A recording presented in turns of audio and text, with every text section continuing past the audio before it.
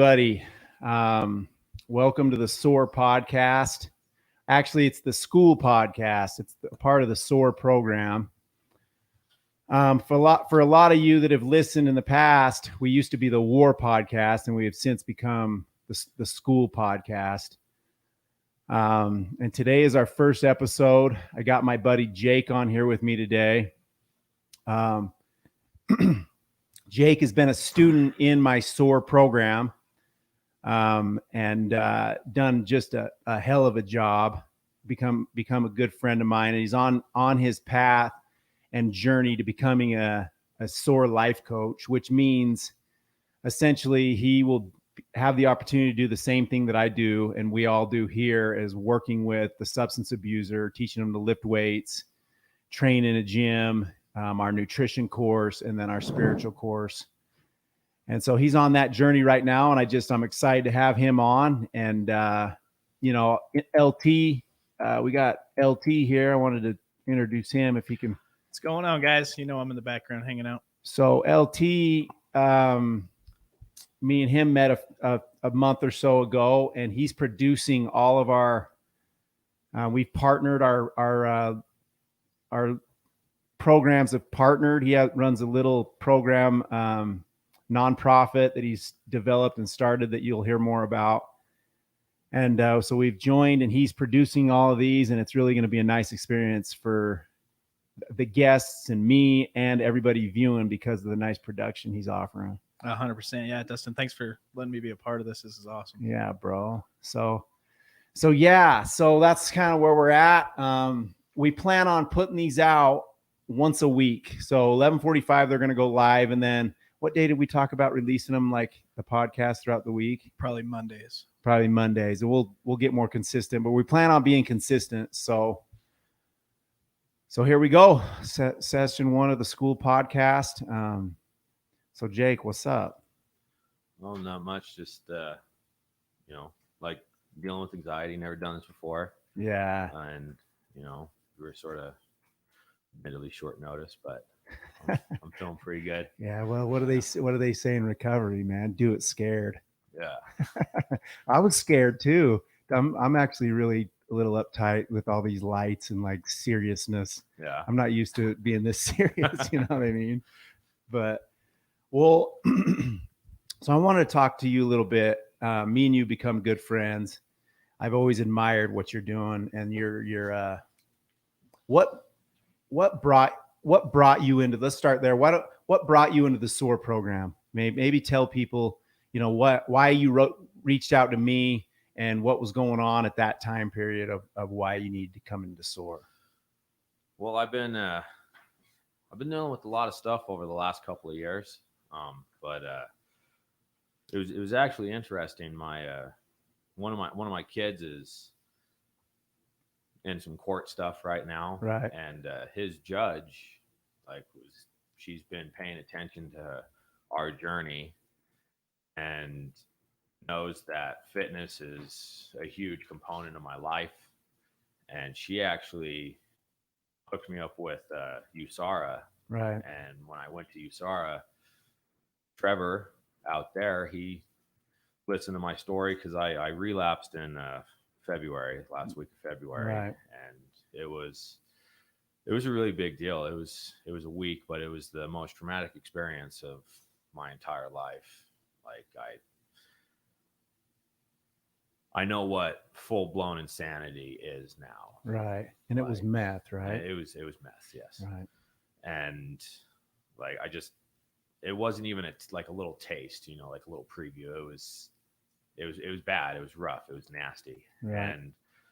And I just happened to open one of my drawers, and there was the information that the judge gave me.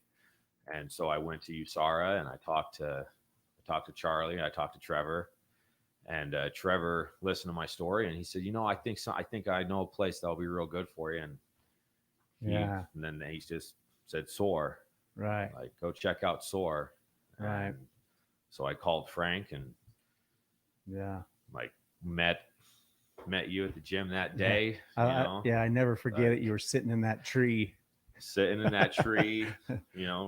Like misses on my arms, just nasty, just a mess, Right. just a mess, and that's God, dude, the meth, bro, the meth is so bad. It seems like over the last year, I've worked with a lot of people with meth, and there's somebody close to me has been dealing with it, and I don't even know who they are.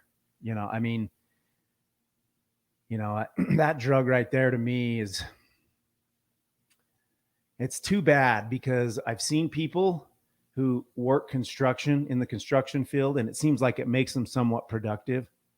Like they can, some people can hold down a job compared to maybe the heroin addict, or, they can get some stuff done, get paid, and then go on a bender, get some stuff, get paid. Am I correct? And some, I mean, different people. like, for me, no. Right. No. Like, if I get high, I disappear. Like, Right. really, as long as I'm visible and present, I'm good.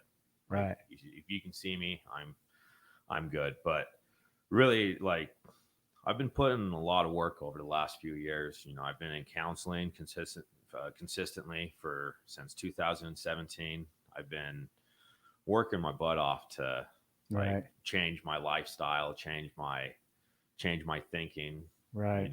Like reading psychology books and doing SOAR, and Right. I became a certified personal trainer, and Right. a transformation specialist. And so it's like, really, I've just developed over this period of time just this holistic view of health, and, Right. body, mind, and spirit. Wow. And it's just really, and I owe SOAR for that spiritual side, because Right. like, I don't pray, Right. I don't do none of that. Right. So hey baby, this is my son Drake. Drake. Yeah, this is Drake. Well, would you agree, bringing up the spiritual side, and I say this a lot in our groups and stuff, but like, wouldn't you agree that spiritual side, as you get a taste of it, and everyone's spiritual side is different, and keep in mind, I'm not talking about religion, and I mean, that. Yeah. But have you liked the spiritual work of the SOAR program? The 45-minute hike for you, high intensity, 45-minute, you're struggling in your head, and you maybe have cravings, and I send the prescription out for you to go on a 45-minute hike to the top of, or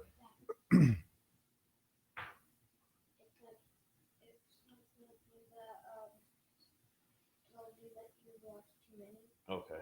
Here, just watch it on this thing. Okay, go on. Love you. yeah, no worries. What? Don't worry about it.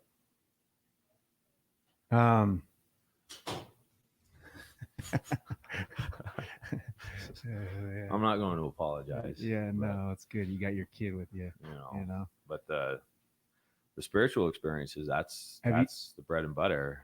Like, well, and you can see how you can get spiritual on those, right? Like, 45-minute hike to the top of a peak, listening to music on the way up, get to the top, have a prayer, and people's prayer could be gratitude or just whatever. And then do some reading and look for scenery. And then on the way down, listen to an audiobook and keep on working on further gratitude.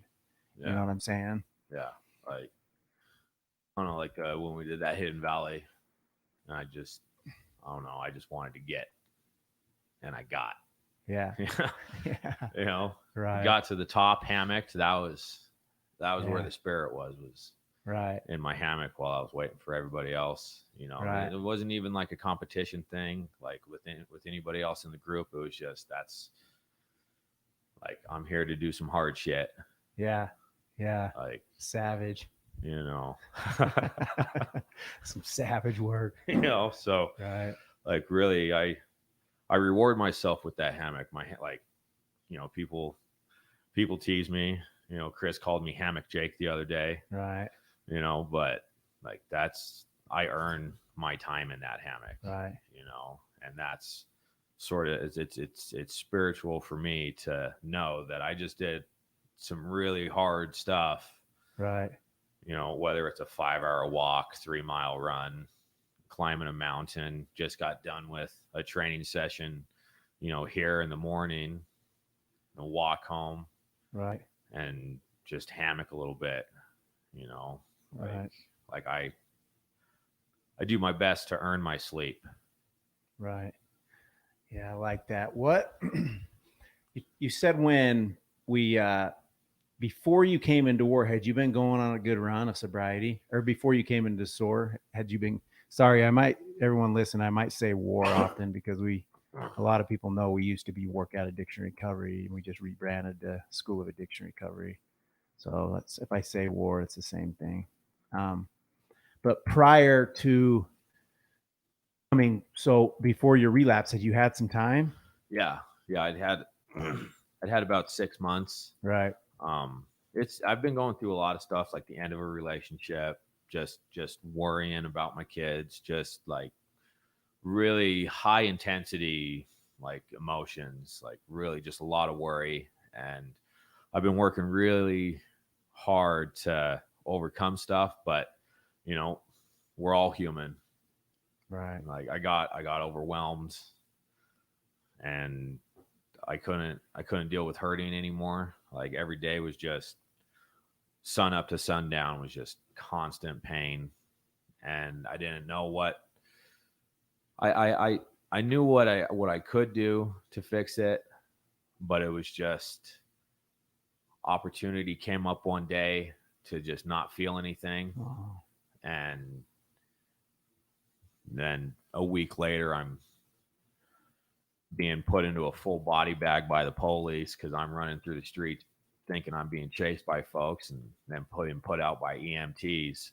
Wow. Waking up in the hospital 2 days later, Wow. So it was just I was putting a lot of work in, and I'm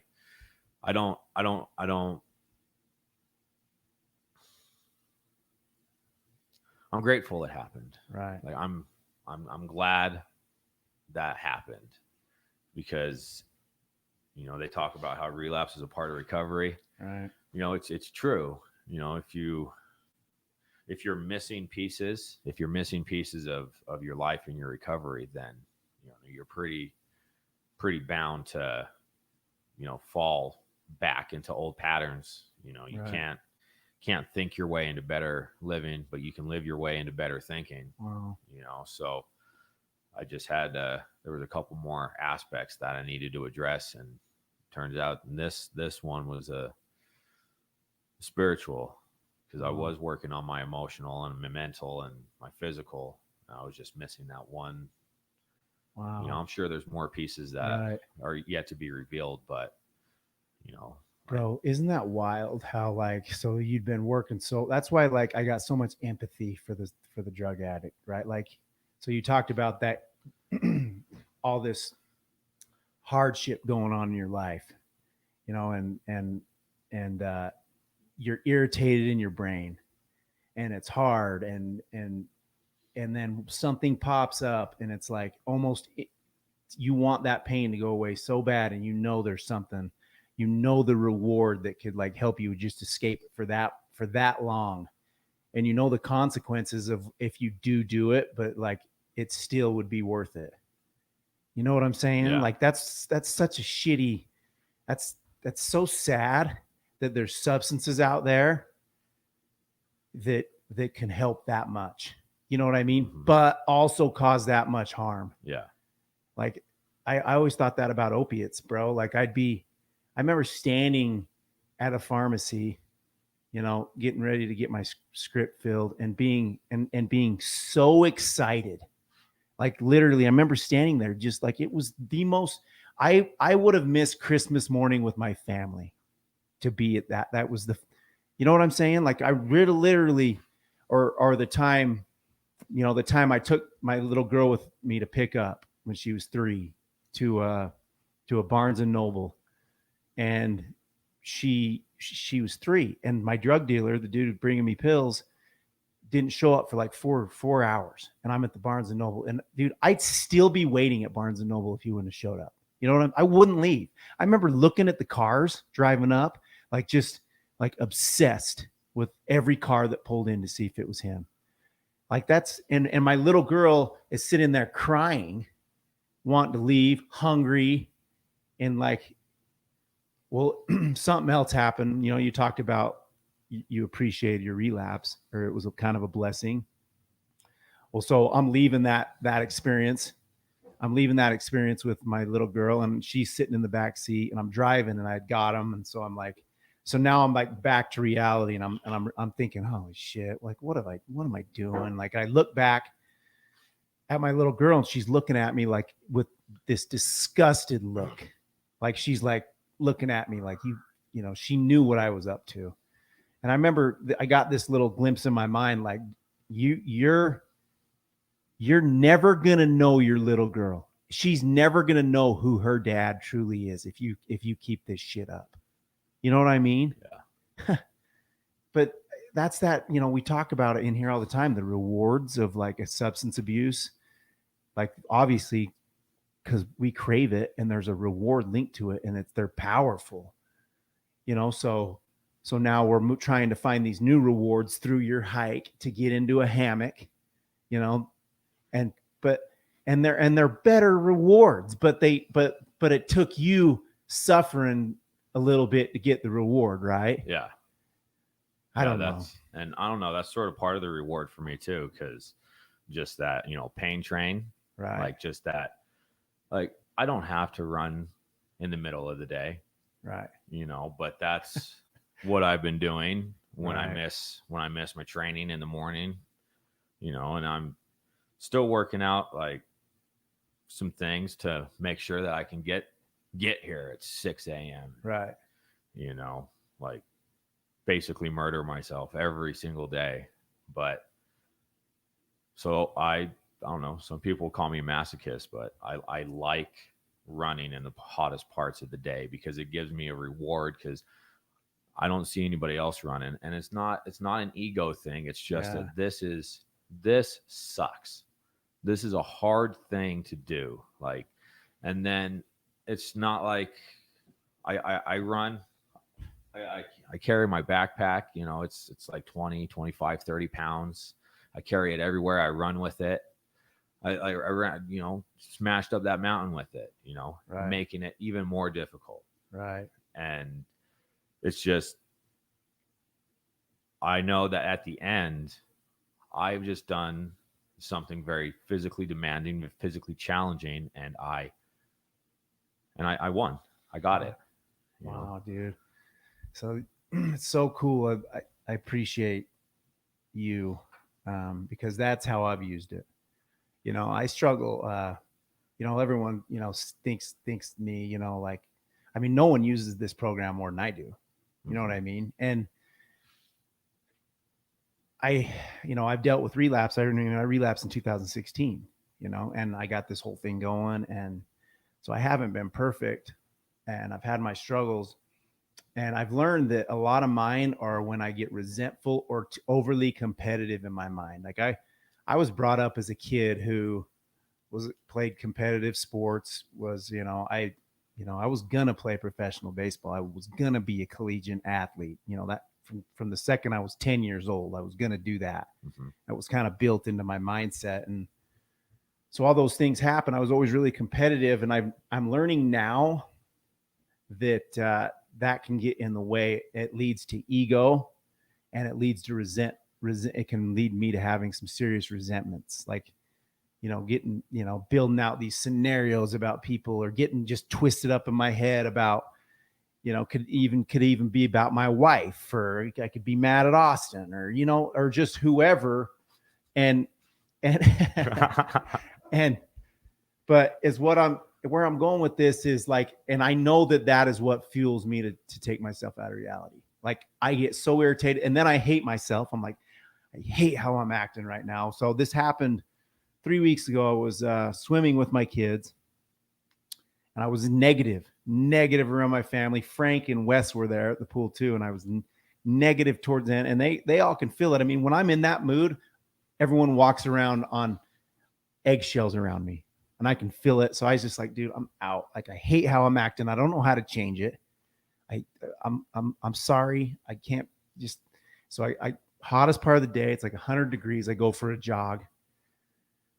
I went down in through Riverdale, did my little deal down to ran on the railroad tracks, then hiked up the backside into this park. And the whole time talking to God, working on gratitude, got to that park, walked around, kind of laid in the shade, said an out loud prayer, like, please just help me to keep.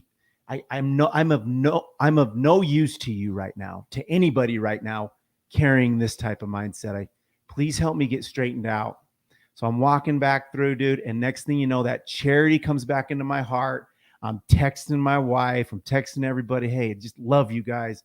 Sorry that I was being negative, And so, that's crazy, that a little bit of blood boil with some gratitude. I feel like that exercise elevates the mindset for like gratitude to be able to sit on better. Does that make sense? It does. Like all of a sudden it just picks me up from the endorphins or whatever. And I got some tunes going and I see some scenery and it's hot as shit. And then all of a sudden, and I keep forcing those beautiful thoughts. And then next thing you know, I am grateful and that charity's back in my system. I don't know. Do. Like you remember, like I was in a bad way last week, right. 2 weeks ago, right.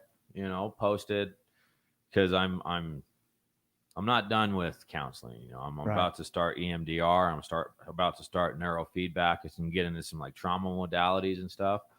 But like, I've just been one little mess after another. And I was just in like a real bad way, just not okay.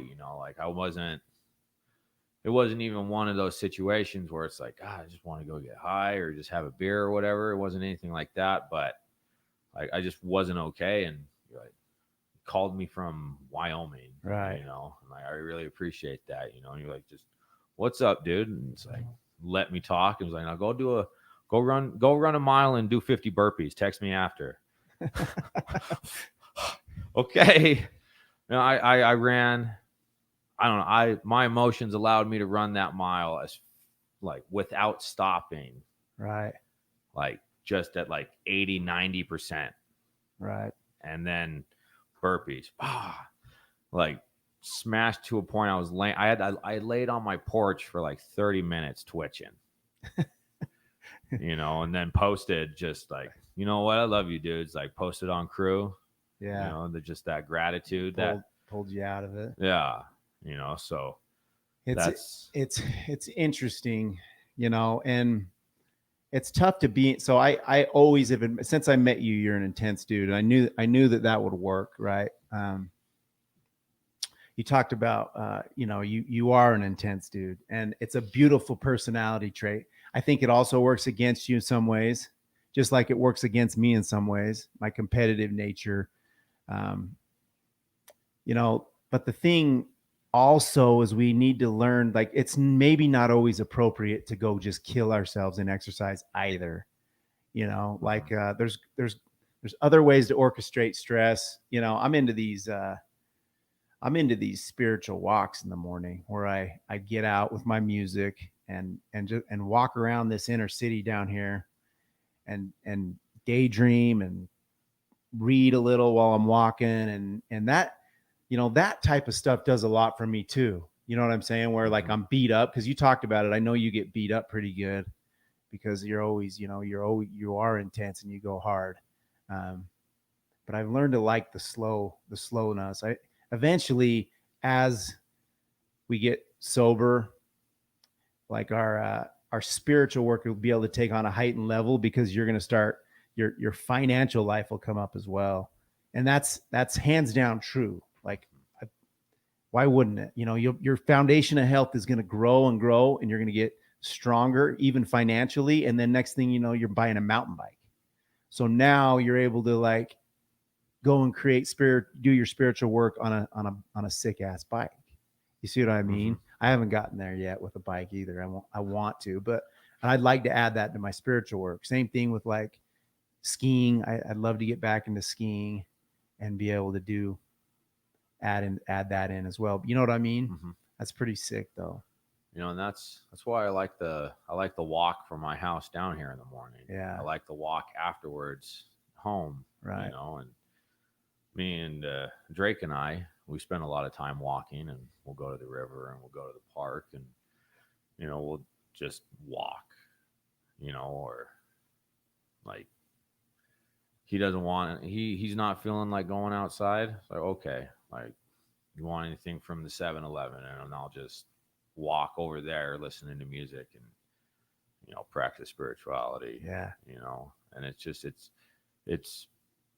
interesting when you're sitting there with a heart full of gratitude, because you know that you can go to the 7-Eleven and just pick up whatever and walk back home, and then you just look at the local population and you're just like just putting your energy out there, hoping that maybe these folks can come to something better than they're currently giving themselves. Yeah, bro. The thing that I've admired most about you, and this is serious, I'm not just because we're on a pot, this is some, and I've learned a lot from you, is the spiritual work you put in with your kid. You know, like just like right now, I love it. I'm not apologizing. Like that's the greatest spiritual work we can, in my opinion, we can be involved in, is being present around our children and family members and staying sober. And so I've seen you fight for that. And it's so badass. And I don't know if you want to, you know, and it's been a fight, you know, based on how well I know you. It's been a fight. And I just want to say, bro, like that's some good stuff you are doing, that spirit, because that's the most important. Those kids, you know, I have a 2-year-old, and it's rough. Like when my wife's like, all right, you know, she's going to work, and like, I got the kid all day. Like part of me is like, I get anxiety. I'm like, oh my God, I got this 2-year-old all day, you know, like I had him the other morning till noon, but my mindset is, all right, dude, this is going to be good spiritual work. I took him for a walk, got him a sucker at the Sinclair, played with him at the park, and just sat there and rubbed my fingers together every time I felt myself. That's what I do when I want to pull myself back to being present. Because I start thinking about work or get a text or something, or there's no, I'm staying here with this kid. Like we're in it, dude. And then I get done at the end of the night, and it's in my reflection that I see the beautiful experience. Last night I went up and he was asleep, and I was just looking at him, and and then I reflected on the morning that I had with him. You see what I'm saying? Yeah. So I just, dude, the spiritual work you're doing, dude, like that's some real shit. Oh, like Drake has a whole album on my phone and a lot of them are pictures of him sleeping. He tells me I'm creepy, but right. I'm like, whatever, dude. Like, whatever. Yeah. You know, like I shared that in a meeting one time. Just, you know, the topic was service work, and there was a bunch of dudes with kids, and it's like there was a couple of people expressing the way, I just want to do more service work. I'm like, you got kids? Right. Like, go over there and hug your kid. Like that's, you know, we talk about recovery as, you know, the most important thing. And like, yeah, absolutely. Like, you know, when you enter recovery, it is the most important thing, but there is a balance that is demanded, you know? So wow. to meet my recovery needs, I have incorporated Drake into my recovery. He goes to meetings with me. He's here today with me. We go in hammock. Right. Like, don't go as hard when he's with me to earn that hammock time, but we do go in hammock. Right. You know, and like we have conversations. We have beautiful conversations. Like and he stuns me. He just like, you haven't been lifting. Like, what are you doing? He's asking you, calling you out on that. Yeah, he's like, what are you doing? You okay? Like, you know, we came to an agreement, 8 p.m. TV curfew, so that we can go to bed early, so that I can get up and get here, because it's been 10, 11 o'clock at night, and I'm just like, and then I feel and then I feel like garbage the rest of the Right. day, and then have to run at noon and everything else. But then, I'm very open with him about stuff. Right. He knows what I've done to myself. Right. He doesn't know all of the details, but like he knows what syringes look like. Like in the last 6 weeks, he's found 7 syringes in the street, just walking through town. And he just calls me over and has me pick it up, and syringe caps, bottom and top, plungers, things like that. We found a meth pipe one day. So he wants to, like, he's asking me like a few times. He's like, when are we gonna get some gloves and like a bag and go syringe hunting so that no little kids get poked with this? Wow. Like that's like the message. That's what he wants to do. Wow. And I'm like, that's a long walk. That is a very, very long walk. Like that's what we're doing right now. Right. Like every time you spot one, every time you call me over to have me pick up somebody else's garbage, like that's what we're doing, Drake. Wow. But he wants to make it, like, he's expressed that he wants to make it even bigger than that, because he just doesn't like the fact that there are syringes in the street.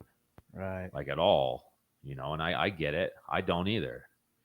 Like it causes me moments of frustration and anger, but I can't control it. Right. Bro, So, you're like spreading health into your kid. yeah. Like you're like, and that's, I remember. So, and then tell me what you think about this. This is just like LT. You can jump in on this too. Tell me what you guys think. So I came up with this idea. Like, so my kids, late in my when I was really bad, but I was nodding out on the couch, and I remember thinking my little girl would make a comment like dad's asleep, or my wife would see it. And I got the impression, and after I got sober, that is how you spread the disease into your family, is them witnessing the funny looking pupils and the irritability and the negativity and the nodding out on the couch and the always having to leave and coming back. And so they witness that for years. And like that, then that just becomes, it gets spread into them. You know what I'm saying? And Yeah. I don't know how totally that works. And I know it's also trauma, that they would see some trauma with all that. But like, so now, you and I both, you have changed your tune. Now your kid's saying, Dad, why aren't you training? Why aren't you, what are you doing? Why, and you're communicating to him about health. Yeah, let's clean this shit up. Let's look at this. This isn't good. And Absolutely. and now health is getting spread into your kid. Yeah. At a young age, right? Yeah, like he knows all about the 12-step program. Like I volunteer at the Alano, Right? 1 or 2 days a week, and he's right there with me. Like he's on my phone playing games or watching Netflix or whatever, but he's right there with me. While I'm cooking, trying to give back to the community. Be available for people as they come in who might be having struggles. So he's there with me, and so he likes it. He likes the Alano Club. He wants to work out, and I'm a lot of our walks, he doesn't realize it, but he's on a strength and conditioning program when we go on our walks. Dude. Just the only trick is just getting him to wear actual tennis shoes so we can go a little bit harder. Right. Have you taught him how to do a burpee yet? Yeah. Like our biggest argument in the last year was, don't pick up my barbell. It's too heavy for you. Right. And your form is garbage. Dude, that's funny, bro. Yeah. Yeah. One thing I've noticed about with my addiction is when I would get drunk, and I have an older boy, he's almost 16 now, is my inhibitions would be lowered, and the things I allowed him to do while I was drunk, I would have never allowed him to do some of this stuff or participate in when when I was sober, you know what I mean? And then one of the things that really got me after, 4 or 5 months clean, my youngest boy come up to me. He's like, it sure is good to have my real dad back, not my drunk dad. Wow. So yeah, that's my 2 cents. Yeah, bro. That's a good one. That is good. That's a good one. I don't know, man. I just recently took my little boy on a week long, when I was talking to you in Wyoming. I took him to Yellowstone, just me and him. Mm-hmm. And we did like a 4-mile hike, and I didn't know at the time we were hiking into the Yellowstone River, and I was carrying most of his stuff, but he had a little water pack on. But most of the hike was going down, and then the last mile was pretty steep down to the river. Mm-hmm. So you didn't really feel it, but it was consistently down for 4 miles. So then we get down, the hike in was birds chirping and we're laughing, and it was great, right? So we get down to the river, and then the river ended up raising up, and so we couldn't really fish. And so then it just became like us just throwing rocks and like laughing and just chilling in the middle of Yellowstone, 4-mile bear country, and just hanging out, me and my kid, for 4 or 5 hours. And then we hiked out. So we're hiking out, and it is hard. We're like tired. It'd been hot, and he's only 10. Yeah.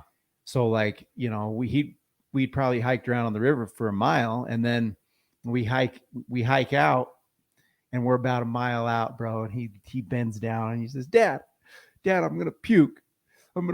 Like, he was done. You know what I mean? Like, and I was done too. Like, I can't imagine. So but it was such a good learning experience just to teach him, like, bro, we have to keep walking. Yeah. I can't pick you up, like, you can do it, And so it was a really good experience, just that, Yeah, that's awesome. But yeah, so maybe let's go back a little further if you'd like to talk. You're an interesting guy.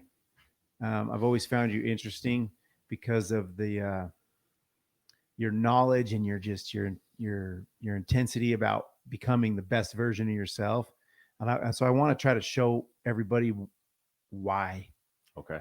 So if you could maybe go back a little bit, like to how it all started, like what addiction and where it led you.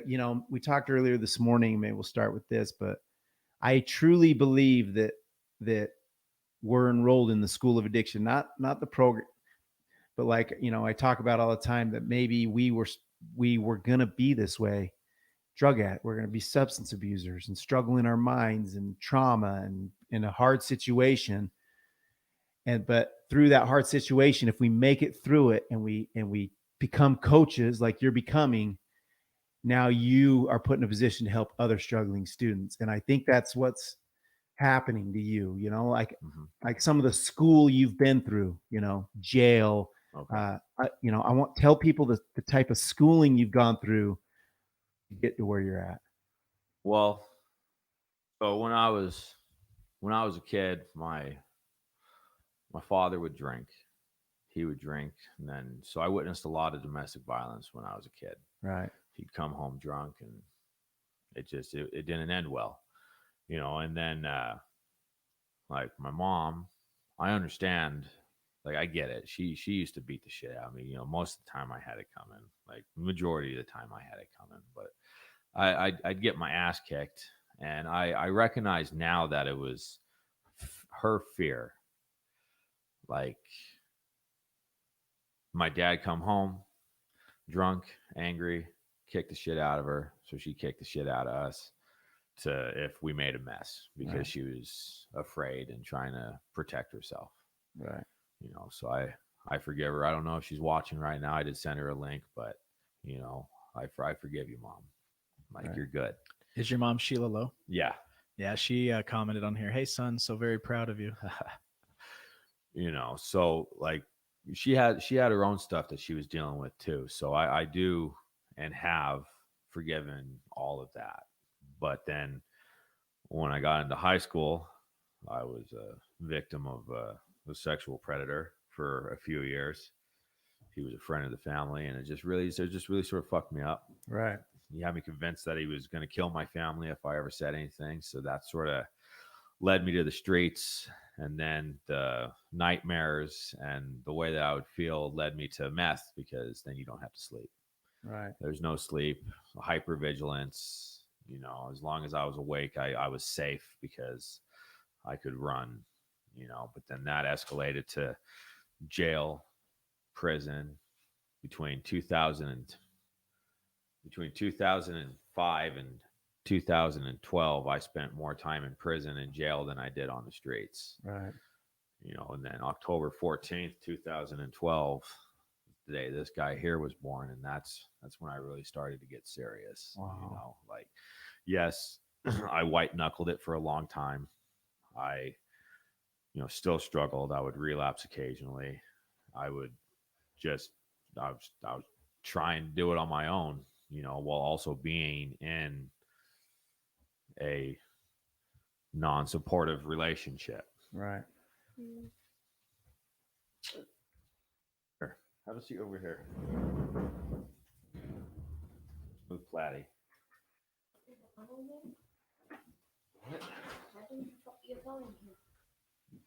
Whatever. You go play on the phone. You know, so I just. What? I'm just going to jump in real quick and let you guys know that you can find them on the School of Addiction at schoolofaddiction.org.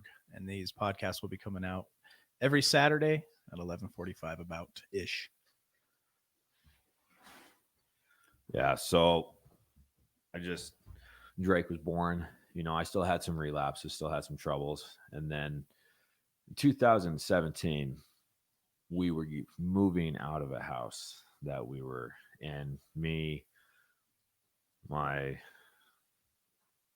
significant other, and my children. And I was under a lot of stress. And instead of keeping it together, staying at home and helping my family move out of that house, I relapsed and disappeared for the next few days and just left my family high and dry, just abandoned while I was in a dope house somewhere. And eventually I reappeared. My significant other told me I was a piece of shit, told me I was a fucking punk, and dropped me off at my mom's house. 3 days later, I contacted a counselor, started going to counseling. Right. And really just dug in, went hard, eventually found jujitsu, you know, to supplement, to like give me that. I didn't know it at the time, but to give me that endorphin kick, Right. you know. And then, you know, personal trainer, really going hard in the gym, going hard in nutrition, going hard with jujitsu, just getting ready for a tournament, you know. And then really working on myself to be healthy and to be better. But then my relationship still ended. Like, I was trying to be the best version of myself for my family, and we just won't go into that. My relationship ended all the same. Right. And so I've just been working my ass off, like in counseling and reading books and learning about trauma and learning about psychology and just all kinds of things, like relationship books, depression, bipolar, schizophrenia. You know, like I almost bought the DSM-5. Right. Like, just because of the books that I read, you know, Jocko Willink, David Goggins, Right. Who's some other ones? Just Johan Hari, Right. just Navy SEALs. I got Navy SEALs in my head when I'm training. Tell him to stop being a little bitch and just to go harder. Right. You know, like I got Goggins telling me that this is what you want. You know, stay hard. Right. You know, be the savage among savages. Like, just get after it. And so I love learning. I love reading. You know, like, and in the midst of all that, like, I went and became a personal trainer, and, you know, I'm working on developing a business right now, but Right. like, I just read and listen to audiobooks and listen to podcasts and watch psychology videos. And whenever some new issue comes into my life, okay, it's time to attack that too. Yeah, I love it, bro. Like Sun Tzu has a thing that he talks about: the general who's made the most calculations is ensured victory. Right. Like reading, like I read The Art of War, and that's how I deal with things. Right. Like it's just. Yeah, the books. I'm a big reader too. Obviously, like that's what we promote in here. Anybody in recovery, like is gaining knowledge. I don't know how you change your thoughts unless you don't try to change your thoughts and learn about why they're happening and why this. You know what I mean? And so, what I'm learning though, and maybe we can talk about it, is I'm learning that there's a few books that I need to read over and over and over and over, and sometimes it's better to study a few of these books the most. Yeah. Because I can get pulled in so many directions with it all. But I've noticed for me, like I want to know these few books really well. Mm-hmm. You know what I mean? And it's crazy. Reading hands down has changed my life. And that's another thing me and you have so much in common with. I used to never read, so much in common, so reading's a big deal and I love it. We got these phones nowadays. We got all these devices. We got podcasts we can lean on. We got Audible. It's like there's just no excuse. Like we can, and some people the resources are different. Everybody's resources are different. But man, being a reader has been a blessing in my life as well. And even just talking to people, right? You always assume the person to whom you were speaking knows more than you, or knows something you don't. Right. Like just staying connected. Right. Like I just talk to everybody. I talk to everybody. That's the thing. That's why I know like you're going to be a very effective coach, because of the hard experiences you've had. Like someone doesn't inspire, you don't inspire somebody by not going through something that's hard. No one's ever been an inspiration, and you know what I'm saying? By not traveling a path that was hard, and so you've gone down that path, and now you've come out, and your soul is bright. And the thing I like, you put it into play. A lot of people will put all this knowledge in, and it goes nowhere. They're not trying to put it into play in their life. They're not trying to compete with themselves. You know what I'm saying? And I do. And that's the difference. So where, yeah, we can capture this knowledge, but like, all right, what are you going to do with it? I know a lot of people who will read, but then are you saying, are you going to make a conscious effort? Like, all right, dude, I'm going to try to think different. I'm going to try to act different out in the world. You know what I mean? With this new knowledge. Yeah. And that's like, hell, I was struggling with leading my team, and by team, I meant my household, my family, right? So I've listened to Jocko's Extreme Ownership a couple of times. Yeah. Like I prioritize and execute. I keep it simple. I lead up and down the chain. Like that's, wow. Like just the, like I asked you if I'd be all right to make that manual study. Yeah. Because I wanted to be a part. I wanted to be a part of this. I wanted to help, the other participants in the program to get through this like excellent content. Like right. you put a lot of work in, and just to show the respect to the program that I have for it. I just wanted to give back and, set that up and then help folks get through this. Cause it was what I was thinking the other night when we were texting.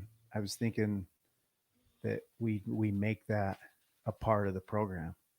You know what I'm saying? Like, so anyone that comes in, like Sunday, we set up the times just like, and I'm thankful. I look at that as a blessing because a lot of people don't participate in that manual. And it's a lot of content. It's really a textbook. Yeah. But there is, that's if you want to become a SOAR coach, you got to be able to know what we're doing, and all that stuff in there. So that's a good idea, and I'm stoked to put that in. And it's to help me too, because it's gonna get me where I want to be, and it's going to help me retain the information by going through it with the group, and then having that discussion, and then be able to solidify the principles and the ideas of the manual into my head, so that I can be that better coach later. Yeah, right. Better life coach. Yeah, the student to coach model inside this SOAR organization in this new building is what's special. I think like letting people, my philosophy is letting people come in who are serious, like you, like LT, who are serious, who want to make a difference and serious about coaching, and let them come in here and create their own art under this, in this thing. And I think, I'm not around. I'm not going to be around. I start teaching here, school, I'm a school teacher during the day at Layton, putting a gym out there. I applied for a grant, got the, $25,000 grant to put a gym at Layton High and making an extension of my health lab. So I'm going to kind of move in that direction. I got to be working with those kids. And so now I'm kind of relying on these other coaches to step in and say, here, I'm tired. It's not me. This isn't, the SOAR program isn't me. I started it. I'm thankful, but like I need it to be, if I'm not around, it doesn't fail. You know what I mean? Like we got these dudes running it, and doesn't have to be me. You know what I'm saying? Yeah. And that's what I want. And that's how we'll really make we really make an impact on this disease. Don't you think? I can be able to help a lot more people with as many good coaches as we can. Because, dude, I look at you. Honestly, when I first met with people, I was like, this dude knows his shit. Like, he's been in prison. He's been, it sucks he had to go through all that. But it's also, to me, I'm like, hell of a coach, because he can relate with everybody. It's the same thing I thought with Frank. Frank can talk with the kid that's partying, early, because he's the heroin addict, the meth addict, you know what I mean? And so you have these guys that can relate, and they're these coaches with knowledge on how to lead people to building a life on a foundation of health. Dude, tell me we can't help a shit ton of people. All kinds of folks. Yeah. All kinds of folks. And so, well, I really, you're my boy, and I'll do anything for you, because I'll anything you ever need me to do, anything, it means a lot, because you have come in and done this. You know what I mean? Like, and you went hard. You've gone hard, and we were even in the middle of the pandemic too. Yeah, that was a cool experience, though. Remember, we were doing it all remote. Yeah, that was actually, the program was actually really sick. Like, even that we weren't going to the gym, we were just meeting out, and then even when we were just doing the Zoom meetings. Yeah, I thought I learned a ton, doing it like that. Well, I don't know. I like doing that. That was neat too, because like able to go and even, and then do my workouts in front of my house, like on my sidewalk. Yeah. Like, do a 100-yard sprint in the road. In the road. No wonder your knees hurt. But like really, just I can actually run now. Like everybody that knows me, personally, knows I have a long history of knee injuries. Right. And have never been a runner, and now I am running all over hell. That's funny. So, well, dude, thanks. I'll have you on again. We'll do this again, because where I want to go with this, I talked to you, but it's just conversations. like me and you had, and we can bring other guests on. And so plan on being on it again and helping facilitate discussion, so good stuff, bro. Thanks for yeah. being on. Oh, yeah. Appreciate Thanks for it, having bro. me. Yeah. Our next one, LT, gonna do next Saturday, right? Yeah, that's the plan. We should be pumping these out every Saturday live here in the studio on Facebook, School of Addiction, on the SOAR Facebook group. And then we're going to strip the audio, and the podcast will be uploaded to schoolofaddiction.org, your guys' website. And we're just going to pump these out weekly. You can count on them. Be on iTunes and all that stuff. iTunes, yep. Whatever. YouTube. We're going to get it on YouTube. You guys can watch it on YouTube and all that. So thanks for listening. That was fun. I'm glad to be back doing these, man. It's been a minute. So thank you for listening, and we'll see you next week. All right. Thanks, you guys.